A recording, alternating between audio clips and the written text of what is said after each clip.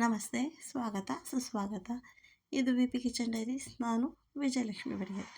ನಾನು ಮನೆಯಲ್ಲಿರೋ ಕೆಲವು ತರಕಾರಿಯಿಂದ ಮಾಡ್ತಾ ಇರೋ ಒಂದು ನಾಷ್ಟ. ಅದು ಏನು ತರಕಾರಿಪ್ಪ ಅಂದರೆ ಸೌತೆಕಾಯಿ, ಟೊಮೆಟೊ, ಆಮೇಲೆ ಸೋರೆಕಾಯಿ, ಈರುಳ್ಳಿ ಈ ಥರ ತೊಗೊಂಡಿದ್ದೀನಿ. ನೀವು ಮನೆಯಲ್ಲಿ ಯಾವ ತರಕಾರಿ ಇದೆಯೋ ಎಷ್ಟು ತರಕಾರಿ ಇದೆಯೋ ನೋಡಿಕೊಂಡು ಮಾಡಿ. ಜಾಸ್ತಿ ಮಾಡೋರಾದರೆ ಎಲ್ಲ ತರಕಾರಿನ ಜಾಸ್ತಿ ಮಾಡೋ ಅಷ್ಟೇ. ಅದಕ್ಕೆ ಚಟ್ನಿ ಮಾಡ್ಕೊಳ್ಳೋದಕ್ಕೋಸ್ಕರ ಜೀರಿಗೆ, ಬೆಳ್ಳುಳ್ಳಿ, ಕೊತ್ತಂಬರಿ ಸೊಪ್ಪು, ಕರ್ಬೇವಿನ ಸೊಪ್ಪು, ಮೆಣಸಿನ್ಕಾಯಿ. ಇಲ್ಲಿ ಕೊತ್ತಂಬರಿ ಸೊಪ್ಪಿಂದು ಕಡ್ಡಿ ಕೂಡ, ದಪ್ಪಕ್ಕಿರೋ ಕಡ್ಡಿ ಕೂಡ ತೊಗೊಂಡಿದ್ದೀನಿ. ಯಾಕೆಂದರೆ ಮಿಕ್ಸಿಗೆ ಹಾಕ್ತೀನಿ, ಮಿಕ್ಸಿಗೆ ಹಾಕಿ ಚಟ್ನಿ ಮಾಡ್ತೀನಿ ಅಂತ ಅಷ್ಟೇ. ಇವಾಗ ಇದನ್ನೆಲ್ಲ ನಾವು ಮಿಕ್ಸಿ ಮಾಡ್ಕೊಳ್ಳೋಣ. ಹಸಿಮೆಣ್ಸಿನ್ಕಾಯಿ ನಾನಿಲ್ಲಿ ಹುರಿದು ತೊಗೊಂಡಿಲ್ಲ, ಬೇಕಿದ್ದರೆ ಹುರಿದು ತೊಗೋಬೋದು. ಹುರಿದು ತೊಗೊಂಡು ಇಟ್ಕೊಂಡು ಜಾಸ್ತಿ ಹುರಿದು ಇದೆಲ್ಲ ಹಾಕಿ ಜಾಸ್ತಿ ಚಟ್ನಿ ಮಾಡಿ ಇಟ್ಕೊಂಡ್ಬಿಟ್ರೆ ನಾವು ಪಲ್ಯಗೆ ಅದಕ್ಕೆ ಇದಕ್ಕೆ ಹಾಕ್ಕೋಬೋದು. ನಾನು ಇವಾಗ ಎಷ್ಟು ಬೇಕೋ ಅಷ್ಟೇ ಚಟ್ನಿ ಮಾಡ್ತಾ ಇರೋದ್ರಿಂದ ಯಾವುದು ಹಸಿಮೆಣ್ಸಿನ್ಕಾಯಿ ಹುರಿದು ತೊಗೊಂಡಿಲ್ಲ.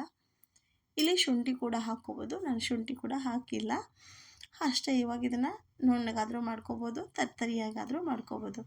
ನುಣ್ಣಗೆ ಮಾಡಬೇಕಾ ತರ್ತರಿಯಾಗಿ ಮಾಡಬೇಕಾ ಅಂತ ಏನಿಲ್ಲ, ನಿಮ್ಗೆ ಯಾವ ಥರ ಇಷ್ಟನೋ ಆ ಥರ ಚಟ್ನಿ ಮಾಡ್ಕೊಳ್ಳಿ. ಅದು ತುಂಬ ತರ್ತರಿ ಆಗೋದು ಬೇಡ, ಇಷ್ಟ ಆದರೆ ಸಾಕು. ಇಷ್ಟನ್ನು ಚಟ್ನಿ ಮಾಡಿ ಎತ್ತಿಟ್ಕೊಂಬಿಡೋಣ. ಈ ಚಟ್ನಿ ಬೇಕು, ಅದಕ್ಕೋಸ್ಕರ ನಾನಿಲ್ಲಿ ಕ್ಯಾರೆಟು, ಸೌತೆಕಾಯಿ, ಸೋರೆಕಾಯಿ, ಈರುಳ್ಳಿ, ಟೊಮೆಟೊ ಎಲ್ಲನೂ ಸಣ್ಣಕ್ಕೆ ತುರ್ಕೊಂಬಿಟ್ಟಿದ್ದೀನಿ. ತುರಿದು ಈರುಳ್ಳಿ ಮಾತ್ರ ಸ್ವಲ್ಪ ಚಾಪ್ ಮಾಡ್ಕೊಂಡಿದ್ದೀನಿ.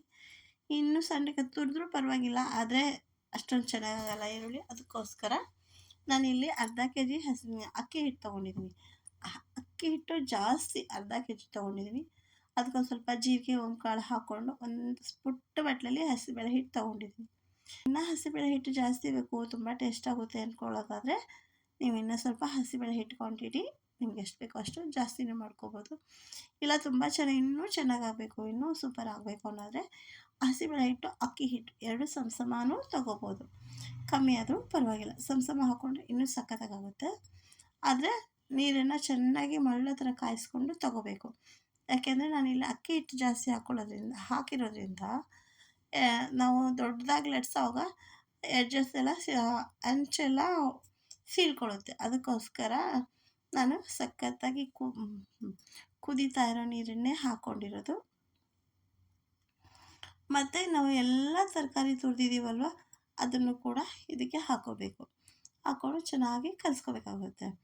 ಮತ್ತು ವಿ ಪಿ ಕಿಚನ್ ಡೈರೀಸನ್ನು ಈ ಚಾನೆಲ್ನ ಮರಿದೇನೆ ಸಬ್ಸ್ಕ್ರೈಬ್ ಮಾಡ್ಕೊಳ್ಳಿ. ನಮಗೂ ಕೂಡ ನೀವು ಎಲ್ಲ ಸಬ್ಸ್ಕ್ರೈಬ್ ಮಾಡಿಕೊಂಡು ಕಮೆಂಟ್ ಮಾಡ್ತಾಯಿದ್ರೆ ಇನ್ನೂ ಚೆನ್ನಾಗಿ ಮಾಡಬೇಕು ಅಂತ ಖುಷಿ ಆಗುತ್ತೆ.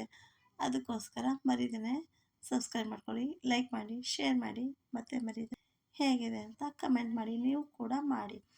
ಮತ್ತು ಈ ಅಕ್ಕಿ ಹಿಟ್ಟಿಗೆ ನಾವು ಸೌತೆಕಾಯಿ, ಸೋರೆಕಾಯಿ, ಕ್ಯಾರೆಟು, ಆಮೇಲೆ ಎಲ್ಲನೂ ಈರುಳ್ಳಿ, ಟೊಮೆಟೊ ಎಲ್ಲನೂ ತುರಿದು ಕಟ್ ಮಾಡಿ ಇಟ್ಕೊಂಡಿರಿ, ಎಲ್ಲನೂ ಹಾಕ್ಕೊಳ್ಳೋಣ. ಹಾಕ್ಕೊಂಡು ನಾವು ಇದಕ್ಕೆನ ರುಚಿಗೆ ತಕ್ಕನಾದಷ್ಟು ಉಪ್ಪು, ಆಮೇಲೆ ಸ್ವಲ್ಪ ಅರಿಶಿನ ಪೌಡ್ರು ಈ ಥರ ಎಲ್ಲ ಹಾಕ್ಕೋಬೇಕಾಗುತ್ತೆ. ಆದರೆ ಮಾತ್ರ ನೀರು ಚೆನ್ನಾಗಿ ಮಳ್ಳಬೇಕು, ಅಕ್ಕಿ ಹಿಟ್ಟು ಜಾಸ್ತಿ ಹಾಕ್ಕೊಂಡಿರೋದ್ರಿಂದ. ಅದಕ್ಕೋಸ್ಕರ ಚೆನ್ನಾಗಿ ನೀರು ಮಳ್ಳಿಸ್ಕೊಂಡು ಎಲ್ಲ ತರಕಾರಿ ಹಾಕ್ಕೊಂಡು ಹಸಿಮೆಣ್ಸಿನ್ಕಾಯಿ ಚಟ್ನಿ ಹಾಕ್ಕೊಂಡು, ಖಾರ ಜಾಸ್ತಿ ತಿನ್ನೋರಾದರೆ ಸ್ವಲ್ಪ ಖಾರ ಜಾಸ್ತಿನೇ ಹಾಕ್ಕೊಳ್ಳಿ.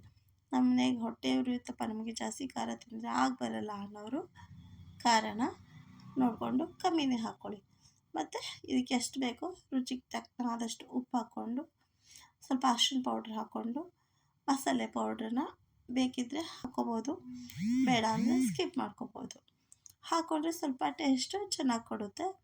ನಾವೇನು ಎಲ್ಲದಕ್ಕೂ ಮಸಾಲೆ ಪೌಡ್ರು ಅಷ್ಟೊಂದು ತಿನ್ನಬಾರ್ದು, ನಾವು ಮಸಾಲೆ ಪೌಡ್ರು ಜಾಸ್ತಿ ಯೂಸ್ ಮಾಡಲ್ಲ ಅನ್ನೋರು ಕೂಡ ಇರ್ತಾರೆ. ಅಂಥವರು ಮಸಾಲೆ ಪೌಡ್ರನ್ನ ಬಿಡ್ಬೋದು, ಏನೂ ತೊಂದರೆ ಆಗಲ್ಲ. ಇಷ್ಟೇ. ಇದೆಲ್ಲ ಹಾಕಿ ನಾವು ನೀಟಾಗಿ ಕಲಿಸ್ಕೋಬೇಕು. ಬಿಸಿ ನೀರು ಹಾಕಿ ಎಲ್ಲ ಒಂದು ಸತಿ ತಿರುಗಿಸ್ಕೊಂಡಿದ್ದು. ಇವಾಗೆಲ್ಲ ತರಕಾರಿ ಹಾಕಿ ಚೆನ್ನಾಗಿ ನೀಟಾಗಿ ಚಪಾತಿ ಹಿಟ್ಟು ಥರ ನಾವು ಕಲಿಸ್ಕೋಬೇಕು. ಇಷ್ಟು ರೆಡಿ ಮಾಡಿ ಇಟ್ಕೋಬೇಕು. ಇಷ್ಟನ್ನೇ ನಾನು ಜಾಸ್ತಿ ಹಿಟ್ಟು ಕಲಿಸ್ಕೊಂಡು ಜಾಸ್ತಿ ಮಾಡಿದ್ದೀನಿ. ಯಾಕೆಂದರೆ ಬೆಳಗ್ಗೆ ನಾಷ್ಟಕ್ಕಾಯಿತು, ಉಳಿದ್ರೆ ಮಧ್ಯಾಹ್ನಕ್ಕೂ ಬೇಕು ಅನ್ನೋದಕ್ಕೋಸ್ಕರ ನಾನು ಜಾಸ್ತಿನೇ ಮಾಡಿರೋದು. ಹಾಗಾಗಿ ಇದನ್ನು ನಾವು ತೆಳ್ಳಗೆ ಚಪಾತಿ ಥರ ಲಟ್ಸ್ಕೋಬೇಕು ಅಂದರೆ ಸ್ವಲ್ಪ ಹಿಟ್ಟು ಹಾಕಿ ನೀಟಾಗಿ ಲಟ್ಸ್ಕೋಬೇಕಾಗುತ್ತೆ.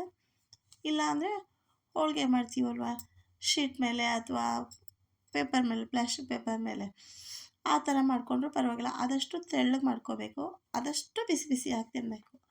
ಆರಿದ್ರೆ ಅಷ್ಟೊಂದು ಚೆನ್ನಾಗಾಗಲ್ಲ.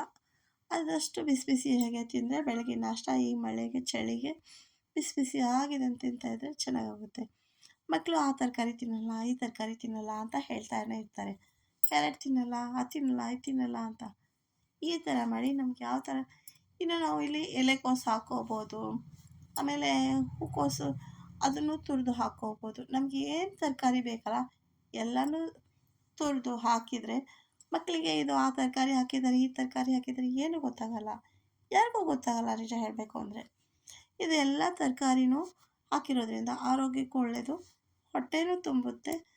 ಮತ್ತು ಬೆಳಗ್ಗೆ ಒಂದು ನಾಷ್ಟ, ಇವತ್ತು ಅದನ್ನು ಮಾಡಿದೆ, ನೆನ್ನೆ ಇದನ್ನು ಮಾಡಿದೆ, ನಾಳೆ ಏನು ಮಾಡಬೇಕು, ದಿನಾ ನಾಷ್ಟ ಜೋಡಿಸೋದು ಕಷ್ಟನಪ್ಪ ಅನ್ನೋರಿಗೆ ಇದು ಒಂಥರ ಡಿಫ್ರೆಂಟಾಗಿ ನಾವು ಏನು ಚೆನ್ನಾಗಿ ಹೆಲ್ದಿಯಾಗಿರುವಂಥದ್ದು. ಮತ್ತು ನಮಗೂ ಬಾಯಿಗೂ ಒಂಥರ ಹೊಸ ರುಚಿ ಸಿಗುತ್ತೆ. ಎಷ್ಟೋ ಜನ ಮಾಡ್ತಾ ಇರ್ಬೋದು ಇದನ್ನು, ಅದು ಸೊಪ್ಪು ಹಾಕಿ ಮಾಡ್ತಾರೆ, ತರಕಾರಿ ಹಾಕಿ ಮಾಡ್ತಾರೆ. ಈ ಥರ ಮಾಡಿಕೊಟ್ರೆ ಮಕ್ಳಿಗೂ ಖುಷಿ, ನಮಗೂ ಖುಷಿ, ಆರೋಗ್ಯಕ್ಕೂ ಒಳ್ಳೆಯದು, ಹೊಟ್ಟೆನೂ ತುಂಬುತ್ತೆ. ಆಮೇಲೆ ಹೀಗಾಗಿ ನೀವು ಕೂಡ ಬೆಳಗಿನ ತಿಂಡಿ ಮಾಡಿದ್ರೆ ಚೆನ್ನಾಗಾಗುತ್ತೆ. ಇದನ್ನು ಮಕ್ಳಿಗೆ ಲಂಚ್ ಬಾಕ್ಸ್ಗೆ ಹಾಕೋಕ್ಕೆ ಸರಿ ಆಗೋದಿಲ್ಲ. ಬಿಸಿ ಬಿಸಿಯಾಗಿ ತಿನ್ನೋಕ್ಕಷ್ಟೇ ಚೆನ್ನಾಗಿರುತ್ತೆ. ಲಂಚ್ ಬಾಕ್ಸ್ಗೆ ಹಾಕಬೇಡಿ. ಇಷ್ಟೇ ಇದು. ಇಷ್ಟೊತ್ತರೆಗೂ ಸಹನೆ, ತಾಳ್ಮೆ, ಪ್ರೀತಿಯಿಂದ ನೋಡಿದ್ದಕ್ಕೆ ತುಂಬ ತುಂಬ ಧನ್ಯವಾದ.